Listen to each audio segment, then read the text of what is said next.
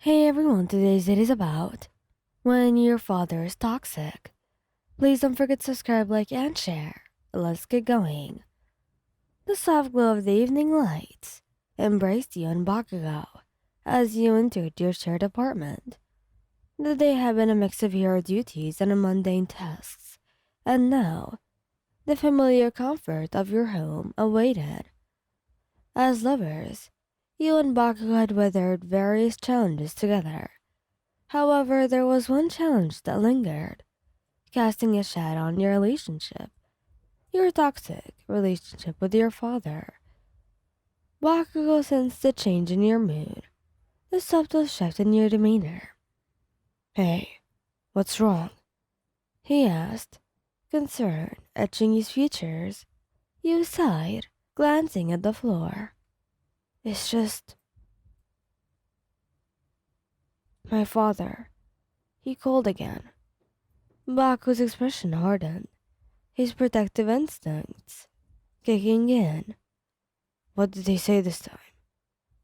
He keeps criticizing everything, Katsuki.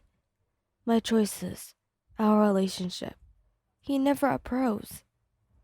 He explained, frustration evident in your eyes. Bakugo scowled, his hands clenching into his fists. Damn bastard needs to mind his own business. You're not a kid anymore. You don't need his approval. You looked up at him, gratitude warming your heart. I know, but it's not that simple. He's my father, and it's hard to shake off his influence. He approached you, his touch gentle as he tilted your chin up to meet his gaze. You don't have to deal with him alone. We will figure this out together, alright? As the evening unfolded, you and Bakugo sat on the couch, the city lights outside providing a comforting backdrop to the difficult conversation ahead. He just doesn't get it, Katsuki. He wants me to follow his path, to choose everything that he's done. But I've chosen a different one. You said, frustration coloring your words. He wrapped an arm around you, offering silent support. You don't know him anything, Wan. You have the right to live your life the way you want. You sighed, leaning into him. I know, but his words still get to me sometimes. I wish you could just accept that I'm happy with you. Bakugo kissed the top of your head. He's not the one living your life. So, don't let his toxicity poison what we have. Days turned into weeks, and the calls from your father persisted. One evening, Nazu and Bakugo prepared dinner together. The ringing phone disturbed the peaceful atmosphere. He glanced at the caller ID, hesitating before answering. Hello? Your father's voice, laced with disapproval, echoed through the receiver. I've been thinking, and I don't approve of this relationship. You should reconsider your choices. Bakugo, sensing your distress, took the phone from your hand.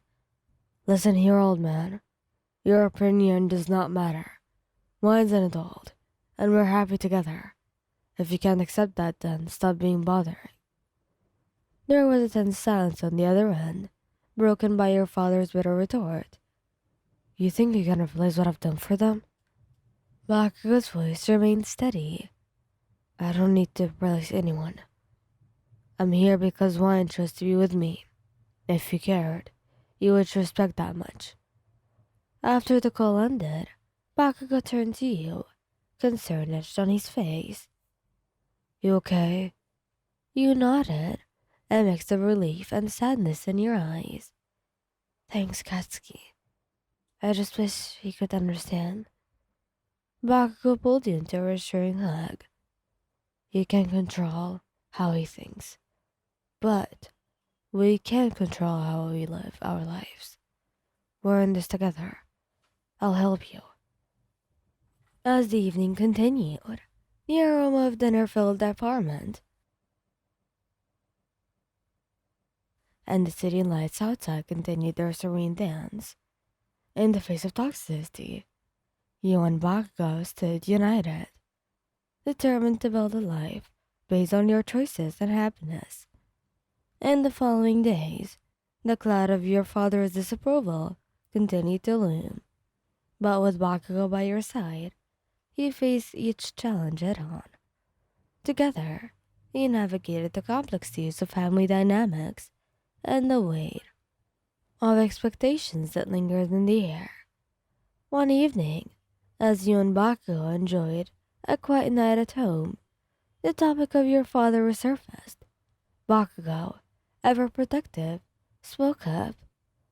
"When we need to set boundaries with him. He can't keep interfering in our lives." You nodded, appreciating his concern. "You're right, Katsuki. It's just hard when it's family, you know." He sighed, his hand reaching for yours. "I get it, but we can't let him get to us. We built our own family, one that respects and supports us." Inspired by Baku's unwavering support, he decided to address the issue directly. The next time your father called, you calmly expressed your boundaries, emphasizing the need for respect and understanding. His reaction was protectively resistant, but with Baku's encouragement, you stood your ground. "I've made my choices, Dad. I'm happy, and I need you to respect that, because I'm not even going to change my choices at all."